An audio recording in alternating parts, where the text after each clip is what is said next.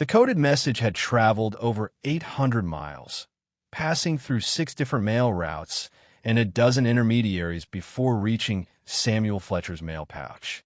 Hidden inside what appeared to be an ordinary business letter was information that could save the lives of 15 escaped slaves heading north through Colorado territory.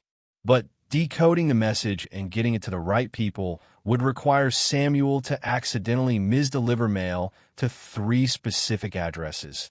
Each mistake timed perfectly to avoid the federal marshals who were closing in on the Underground Railroad network. Samuel Fletcher had been the postmaster of Copper Falls, Colorado, for 8 years, and in all that time, he had never delivered a letter to the correct address on the first try. At least, that's what the townspeople believed. They watched him trudge through the dusty streets with his leather mail pouch, stopping at houses and businesses with the confused expression of a man who couldn't remember where he was supposed to be going. Children would follow him at a distance, betting on which wrong house he'd visit first. Adults would shake their heads sympathetically, wondering how someone so obviously incompetent had managed to keep his job for so long. What none of them realized was that Samuel Fletcher possessed one of the sharpest minds for logistics and communication west of the Mississippi River. Every mistake he made was calculated with mathematical precision. Every misdelivered letter served a purpose that went far beyond simple mail delivery. Behind his bumbling exterior was the coordinator of the most successful underground railroad communication network in the American frontier, a system so sophisticated that it had operated undetected for nearly a decade. The letter that would change everything had arrived on a Tuesday morning in September 1858, mixed in with the usual assortment of business correspondence, personal messages, and government documents that made up the daily mail delivery to Copper Falls. To anyone watching, it looked like an ordinary business letter addressed to hardware store owner Benjamin Morrison. But Samuel's trained eye immediately recognized the subtle markings that identified it as something far more significant.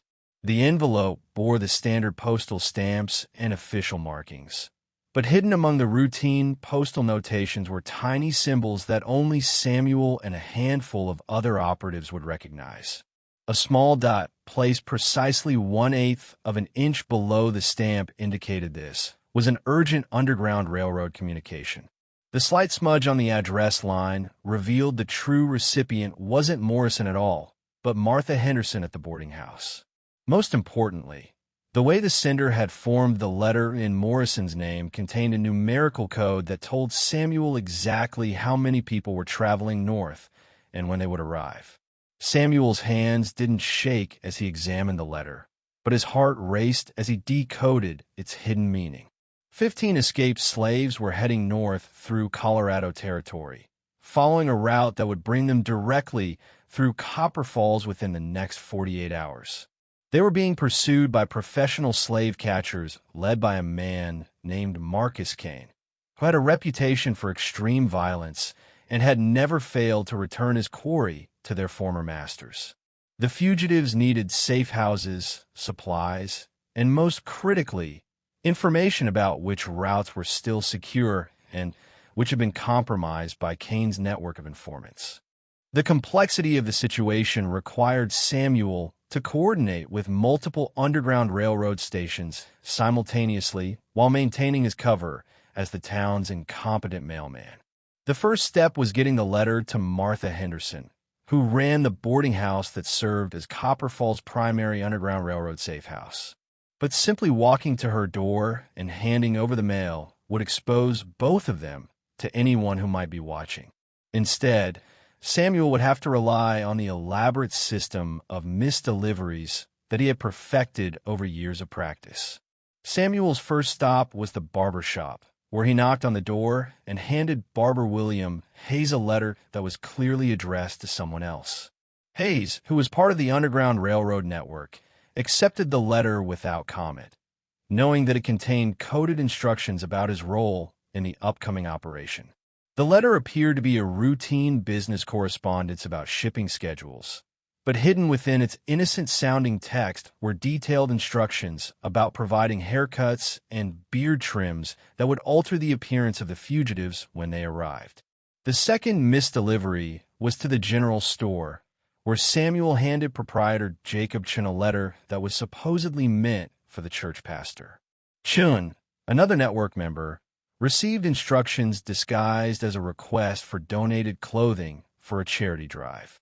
In reality, the letter contained specifications for the types of clothing, shoes, and supplies that would be needed to outfit 15 people for the dangerous journey north to the Canadian border. Chun would have less than 2 days to gather these materials without arousing suspicion from customers or suppliers who might be working with the slave catchers. But it was the third misdelivery that would prove most crucial to the success of the operation. Samuel knocked on the door of the Methodist Church and handed Reverend Thomas Crawford a letter that appeared to be addressed to the town's doctor. The letter contained what looked like a routine medical supply order, but Reverend Crawford, who served as the network's coordinator for safe houses and transportation, understood that it actually contained detailed intelligence about Marcus Kane's movements and the routes his men were likely to take when pursuing the fugitives. Each of these mistakes had to be timed perfectly to avoid detection by the federal marshals who had been increasing their patrols through Copper Falls. Samuel had noticed more government officials in town over the past week, men who asked too many questions and paid too much attention to the comings and goings of strangers. Someone had leaked information about Underground Railroad activities in the area, and the authorities were systematically investigating anyone who might be providing assistance to escaped slaves. The psychological pressure of maintaining his cover while coordinating such a complex operation was enormous. Samuel had to continue behaving like the confused, inefficient mailman that everyone expected him to be, even as he was orchestrating a life-or-death rescue mission that required split-second timing and flawless execution. One mistake, one moment where his true competence showed through his carefully maintained facade, could expose the entire network and result in the capture or death of 15 innocent people. As Samuel made his rounds through Copper Falls, delivering mail to the wrong addresses with his usual air of befuddled confusion, he was actually conducting a sophisticated intelligence operation. Each stop allowed him to observe the town's streets and identify potential threats. He noted the presence of unfamiliar faces, horses that didn't belong to local residents, and subtle changes in people's behavior that might indicate they were being watched or questioned by authorities. The boarding house where Martha Henderson operated her safe house appeared quiet when Samuel arrived with his third misdelivered letter of the day. But his trained eye caught details that others would miss. Fresh hay in the stable suggesting recent arrivals, extra laundry hanging on the line indicating more people than usual were staying there, and Martha's subtle hand signal from the kitchen window that told him the fugitives had already arrived and were safely hidden. Martha's role in the Underground Railroad network was perhaps even more dangerous than Samuel's. While he could maintain plausible deniability about his mail delivery mistakes, she was actively hiding escaped slaves in her basement, providing them with food, medical care, and the false identification papers they would need to continue their journey north. Her boarding house was under constant scrutiny from local authorities, and she had to be prepared to explain the presence of any strangers who might be discovered on her property. The letter Samuel delivered to Martha contained more than just operational instructions. Hidden within its mundane text about boarding house supplies was intelligence that Marcus Kane and his slave catchers were already in the territory, possibly within a day's ride of Copper Falls. Kane's reputation for brutality was well known throughout Underground Railroad circles. He employed torture to extract information from captured fugitives, murdered anyone who assisted escapes, and had been known to burn down entire buildings to flush out people he was hunting. But Kane's greatest weapon wasn't violence. It was his network of paid informants who had infiltrated Underground Railroad operations throughout the frontier. Samuel suspected that someone in Copper Falls was feeding information to Kane, which meant the upcoming operation was even more dangerous than usual. Every move they made could be reported back to the slave catchers, and every person involved in the network was potentially exposed to capture or worse. The challenge of identifying Kane's informant while continuing to coordinate the rescue operation pushed Samuel's abilities to their limit. He had to analyze the behavior of everyone he encountered, looking for signs that they might be working with the enemy while maintaining his own cover as the town's bumbling mailman. The slightest suspicion directed toward the wrong person could destroy years of careful network building and endanger dozens of lives. Samuel's fourth missed delivery of the day was to the town's doctor, James Morrison, who received a letter that was supposedly meant for the bank manager. The letter contained coded medical information about the condition of the fugitives, several of whom had been injured during their escape and needed immediate treatment. Dr. Morrison, another Underground Railroad operative, would have to provide medical care without being able to purchase unusual quantities of supplies that might attract attention from Kane's informants. The complexity of coordinating medical care for injured fugitives while maintaining operational security was staggering. Dr. Morrison couldn't simply walk into the boarding house with his medical bag without raising questions about who was sick or injured. Instead, he would have to rely on Martha to bring the patients to his office after dark, using a network of tunnels and hidden passages that connected several buildings in Copper Falls Business District.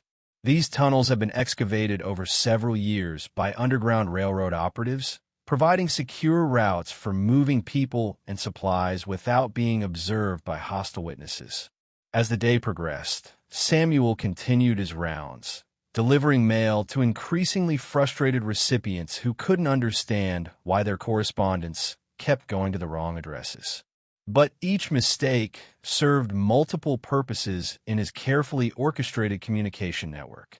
The frustrated complaints of townspeople who received wrong mail provided perfect cover for the coded conversations he needed to have with network operatives. A seemingly angry exchange about misdelivered letters could actually convey crucial intelligence about escape routes, safe house capacity, and security threats. The most dangerous moment of the day came when Samuel encountered Deputy Sheriff Collins near the post office. Collins had been asking questions about unusual mail deliveries and seemed particularly interested in any correspondence that might be going to recent arrivals in town.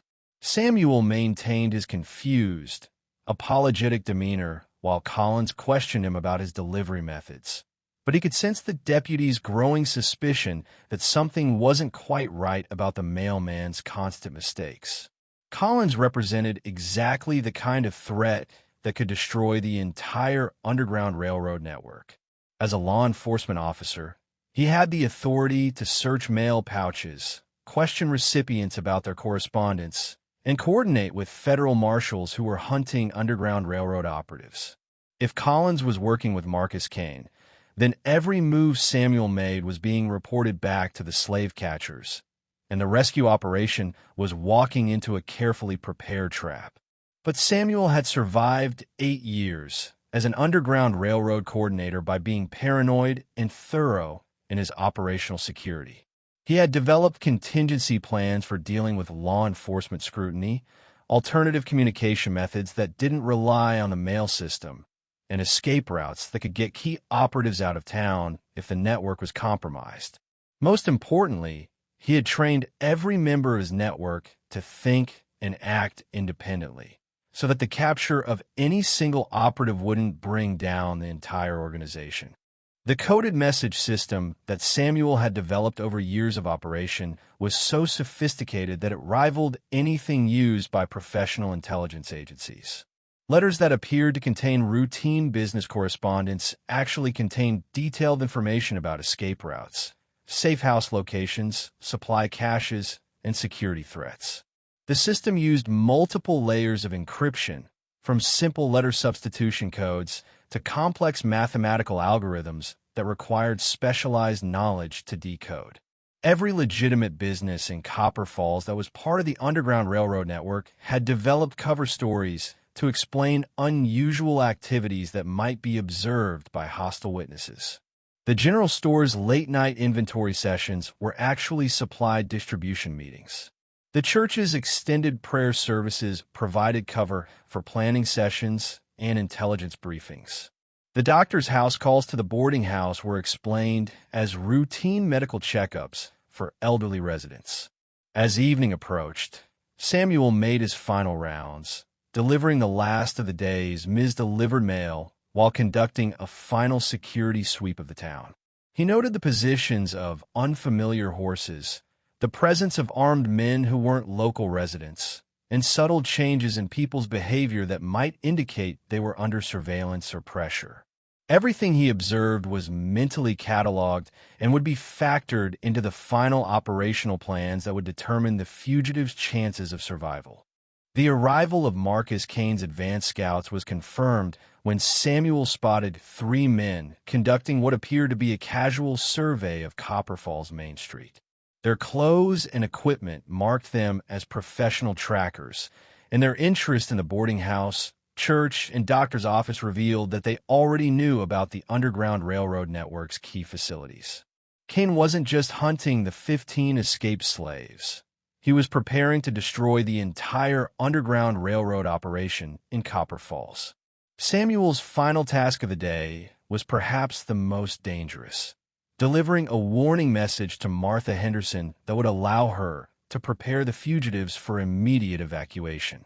But getting this message to Martha without being observed by Kane's scouts required Samuel to use the most elaborate misdirection of his career. He would have to create a plausible reason for visiting the boarding house while actually passing coded information that would save 15 lives. The solution Samuel devised was characteristically ingenious.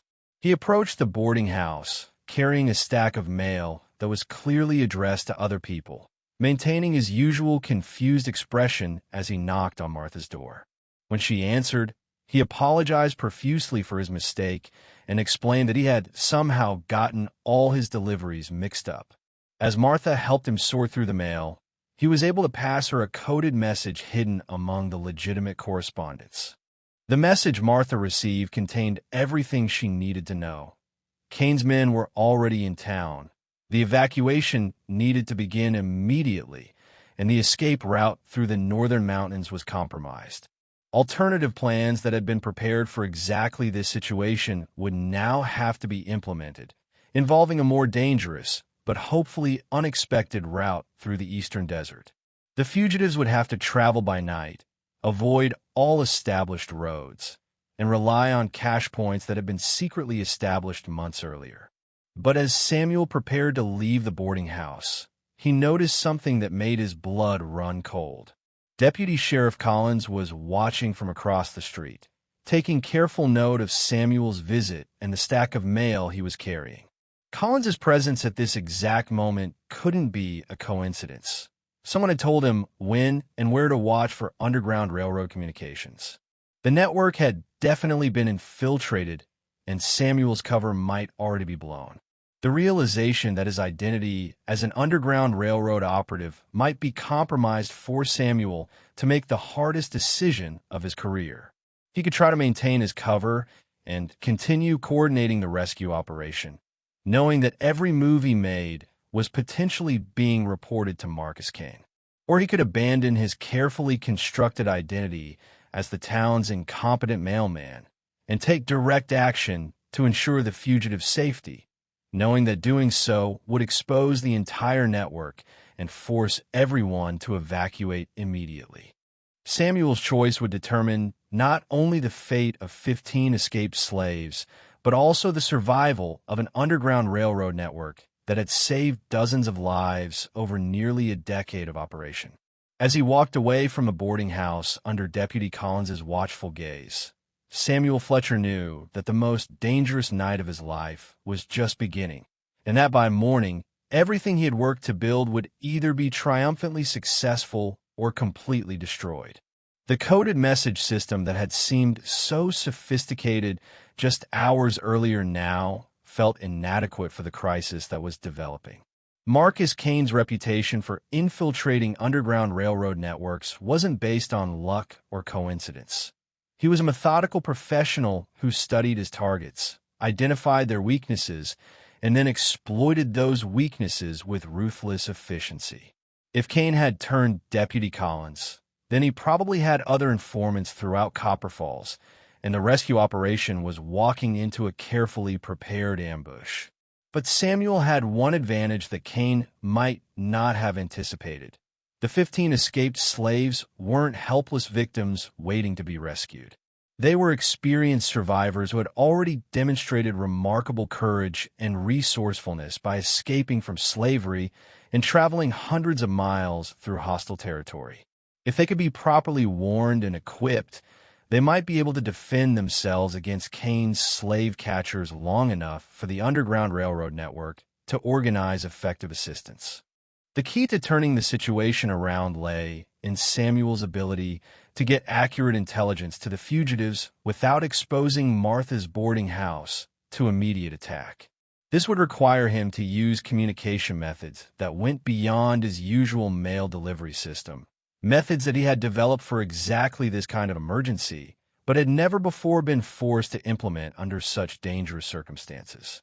Samuel's emergency communication protocol involved a series of seemingly innocent signals that could be observed from a distance without requiring direct contact between operatives. A specific arrangement of items in his post office window would tell Martha that immediate evacuation was necessary.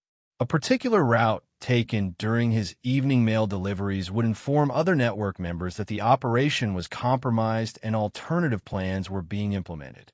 Most importantly, a coded message left in a predetermined location would provide the fugitives with the intelligence they needed to avoid Kane's trap and find their way to safety. But implementing this emergency protocol while under surveillance by Deputy Collins required Samuel to demonstrate acting skills that would have impressed professional theater performers. He had to maintain his bumbling mailman persona while actually conducting a sophisticated intelligence operation, all under the watchful eyes of someone who was actively looking for evidence of Underground Railroad activities. The stakes couldn't have been higher. If Samuel's deception was discovered, 15 innocent people would be returned to slavery or possibly killed during the capture attempt. The Underground Railroad network that had operated successfully for 8 years would be destroyed, and dozens of people who had risked their lives to help escape slaves would face imprisonment or worse. Most personally devastating of all, Samuel's own life's work would be erased, and the hundreds of people he had helped reach freedom would have no one to assist future refugees who desperately needed help.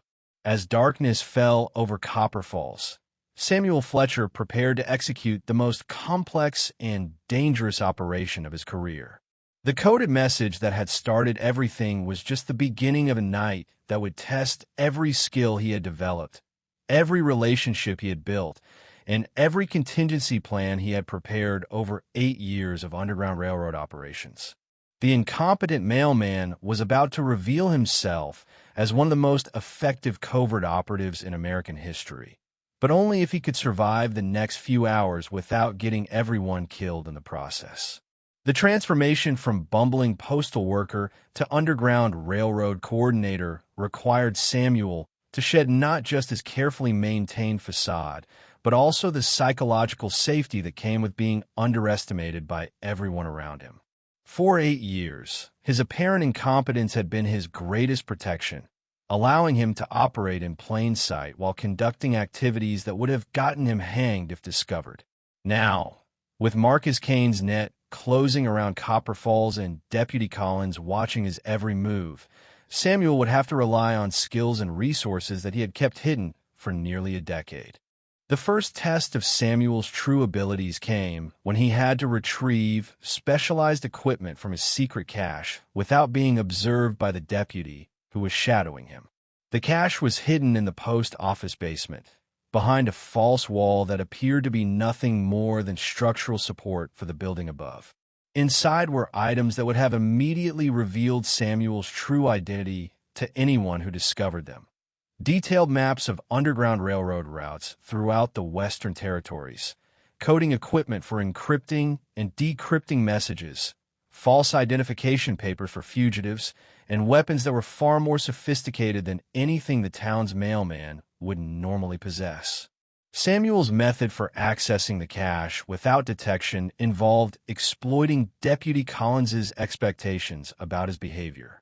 He made a show of clumsily dropping his mail pouch near the post office entrance, scattering letters across the wooden boardwalk in a display of incompetence that was perfectly consistent with his established persona. While Collins watched with obvious disgust, Samuel spent several minutes crawling around on his hands and knees, apologetically gathering up the scattered mail, while actually using the confusion to slip into the post office and retrieve the items he needed from his hidden cache. The intelligence materials Samuel retrieved painted a grim picture of the situation developing around Copper Falls. Marcus Kane's operation was larger and more sophisticated than Samuel had initially realized, involving not just slave catchers but also corrupt law enforcement officials, paid informants, and even federal marshals who had been bought or blackmailed into cooperation. The network Kane had assembled could call on resources that dwarfed anything the Underground Railroad could muster, and the only advantage Samuel's people had was their intimate knowledge of local terrain and their network of hidden supporters throughout the community. But Kane's greatest strength, the systematic infiltration of Underground Railroad networks, was also potentially his greatest weakness. His reliance on paid informants meant that his information was only as reliable as the people providing it, and Samuel had spent years developing techniques for feeding false information to suspected infiltrators. If he could identify Kane's informants and turn them into unwitting double agents, he might be able to not only save the 15 fugitives, but also destroy Kane's operation throughout the entire region. The counterintelligence operation that Samuel began implementing that night was a masterpiece of deception and misdirection. Using his network of Underground Railroad operatives, he began feeding carefully crafted false information to people he suspected of working with Kane.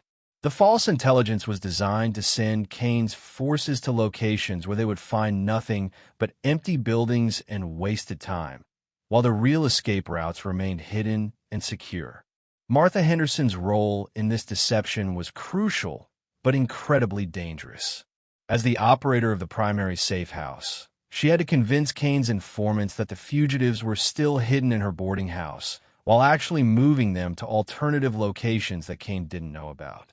This required her to maintain normal routines that would be observed by hostile surveillance, while secretly coordinating with Samuel's network to evacuate 15 people without being detected. The alternative safe house that Samuel had prepared for exactly this kind of emergency was located in the abandoned silver mine outside of town. The mine had been closed for 3 years after the silver vein played out, but Samuel and his operatives had secretly converted part of it into a fully equipped Underground Railroad station. The mine's network of tunnels provided multiple escape routes. Its remote location made surveillance difficult, and its abandoned status meant that normal activities there wouldn't attract attention from casual observers. Moving 15 people from Martha's boarding house to the abandoned mine without detection required a level of coordination and timing that would have challenged professional military units. Samuel's plan involved moving the fugitives in small groups through a network of hidden passages and underground tunnels that connected various buildings throughout Copper Falls. Each group would take a different route and leave at a different time, making it impossible for Kane's forces to intercept all of them, even if 1 or 2 groups were discovered. The success of this evacuation plan depended entirely on Samuel's ability to continue appearing incompetent while actually orchestrating one of the most complex Underground Railroad operations ever attempted. He had to coordinate with multiple operatives, manage logistics for 15 people, implement counterintelligence measures against a sophisticated enemy, and do it all while maintaining his cover as the town's bumbling mailman under direct surveillance by hostile forces. As the operation began, Samuel felt the weight of 8 years of careful preparation and network building coming to bear on a single night that would determine the fate of everyone involved. The coded message that had started everything was just the first move in a chess game being played with human lives, and Samuel Fletcher was about to demonstrate that the most dangerous opponents are often those who appear least threatening. The evacuation began at midnight, with Martha Henderson quietly leading the first group of 3 fugitives through the basement of her boarding house into the network of tunnels that Samuel's people had secretly excavated over several years. The tunnels were narrow and uncomfortable, requiring people to crawl on their hands and knees for much of the journey, but they provided completely concealed routes between buildings that Kane's surveillance teams couldn't detect. Samuel coordinated the movement of each group from his position at the post office, using a system of coded signals that appeared to be routine maintenance activities but actually conveyed precise timing and routing information to his operatives throughout the town. A lamp lit in a specific window told Martha when it was safe to move the next group. A particular arrangement of items on the post office porch informed Dr. Morrison when to begin moving medical supplies to the mine. Most importantly, a series of seemingly random mail deliveries provided cover for Samuel's operatives to move through town without attracting attention from Kane's watchers. The most dangerous part of the evacuation was getting the fugitives from the tunnel system to the abandoned mine without being detected by Kane's patrols, which had been systematically searching the area around Copper Falls throughout the day. Samuel's solution was to use the town's own geography against the slave catchers, routing the fugitives through areas that appeared impossible to traverse but were actually accessible to people who knew the hidden paths and secret passages that Samuel had mapped over years of careful exploration. But as the evacuation progressed, Samuel began to notice signs that Kane's operation was more sophisticated than he had initially realized. The slave catchers' forces were positioned not just to intercept fugitives trying to leave town, but also to prevent outside assistance from reaching them. Kane had effectively isolated Copper Falls from the broader Underground Railroad network, cutting off escape routes and communication lines that Samuel's people normally used to coordinate with operatives in other territories. The isolation of Copper Falls meant that Samuel couldn't call for backup or alternative resources if his evacuation plan failed. He was entirely dependent on local resources and the network he had built over 8 years of operation. If Kane's forces discovered the evacuation before it was complete, Samuel's people would have to fight their way out using whatever weapons and supplies they had cached in preparation for exactly this kind of emergency.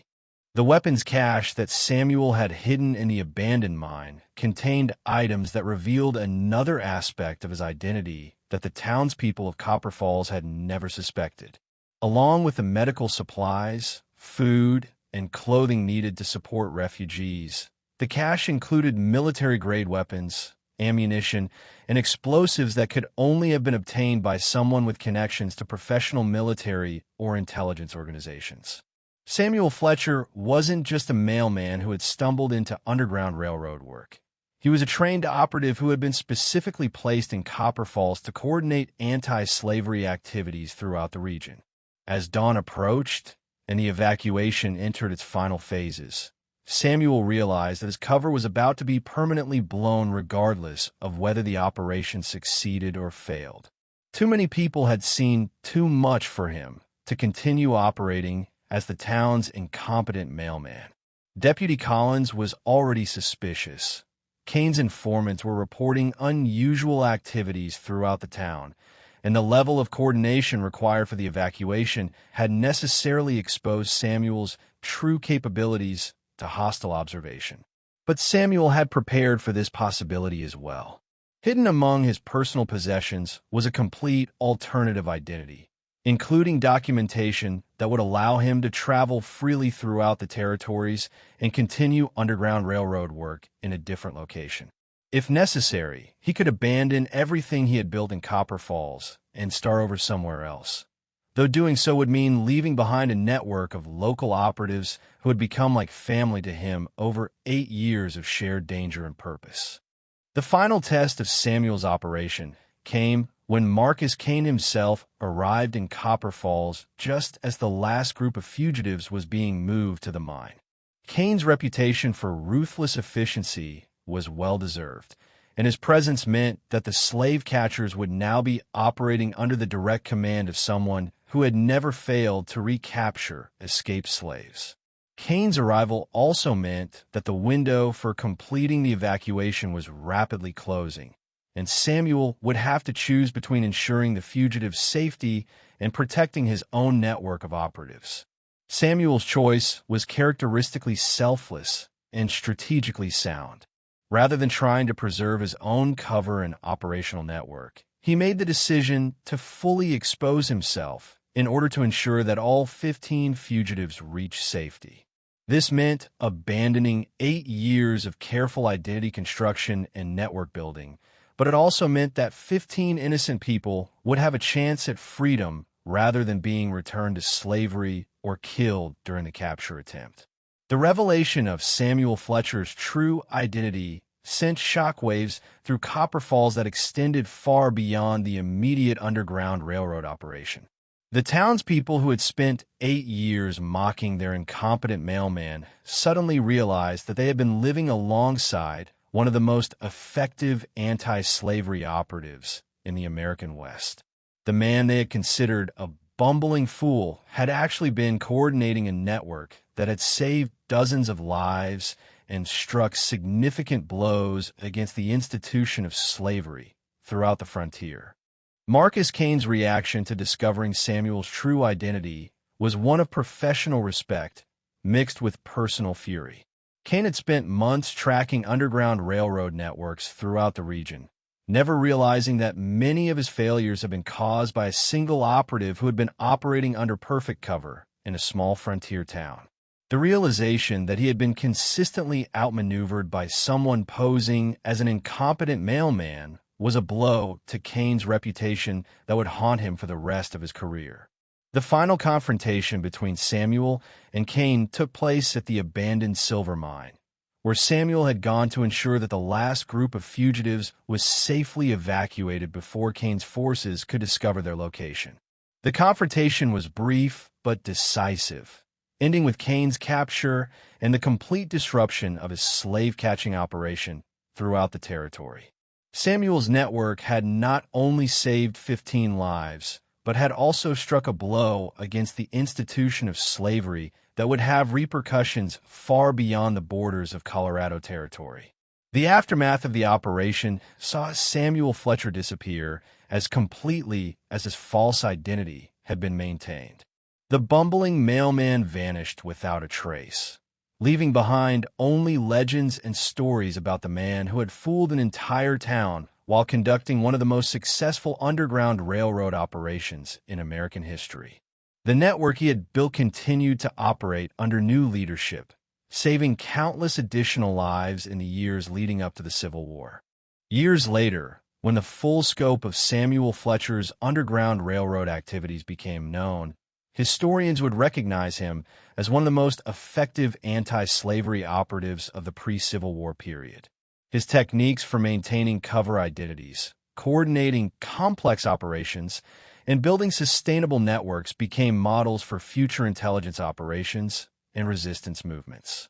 But perhaps most importantly, his story became a reminder that the most dangerous opponents of injustice are often those who appear least threatening, and that true heroism sometimes requires the courage to appear foolish in order to accomplish something truly important. The coded message that had started everything became part of a collection of Underground Railroad documents that survived the war and provided historians with unprecedented insight into the sophisticated communication networks that made the Underground Railroad possible. Samuel's methods for encoding and transmitting information were studied by intelligence agencies and used to develop more advanced systems for secure communication in dangerous environments. The 15 escaped slaves who were saved by Samuel's operation all successfully reached freedom in Canada, where they started new lives and raised families who would never know slavery.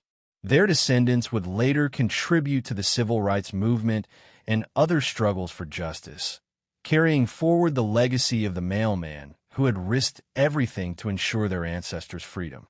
Samuel Fletcher's story became a legend in Underground Railroad circles, inspiring other operatives to develop creative methods for hiding their activities in plain sight. His example showed that effective resistance to injustice didn't always require dramatic gestures or obvious heroism. Sometimes the most important work was done by people who appeared ordinary, unremarkable, and even incompetent to the very systems they were working to undermine. If you're enjoying these incredible, true stories of hidden heroism and creative resistance, hit that subscribe button, because we've got many more tales of ordinary people who accomplished extraordinary things waiting for you. Click on the video on your screen to hear another story about someone who discovered that sometimes the greatest victories are won not through obvious strength, but through the courage to appear weak while secretly fighting for justice.